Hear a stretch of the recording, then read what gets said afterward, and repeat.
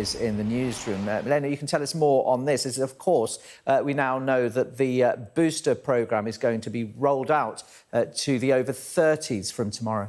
That's right, and the booster programme and this new testing regime are all tools in the government's efforts to combat the very rapid spread of this new variant. Let me tell you a little bit more about this testing regime that will come into effect from Tuesday. So as you rightly mentioned, anyone who is a contact of a COVID-19 case, whether that's the Omicron variant or a different variant, will have to take daily lateral flow tests for 7 days. So if at any point they start developing symptoms or one of those tests come back positive, then they should take a PCR test to confirm whether they actually have the virus or not.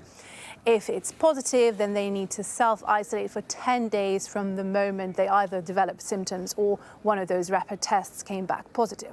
If they come negative on the PCR test, then in that case, obviously they can leave quarantine and they should still continue taking these rapid tests for the full 7 days. I think it's worth mentioning that this only applies to fully vaccinated people. The unvaccinated individuals will have to quarantine for full 10 days if they're a contact of a COVID-19 case.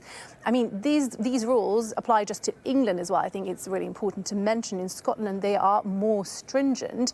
There, if a member of your household tests positive for COVID-19, that you too have to isolate for full 10 days. Now, nonetheless, here in England, the government says that this will help significantly to curb the spread of this variant, which they predict will become dominant by mid-December, and with health authorities saying that potentially 1 in 3 people who have the virus don't have any symptoms.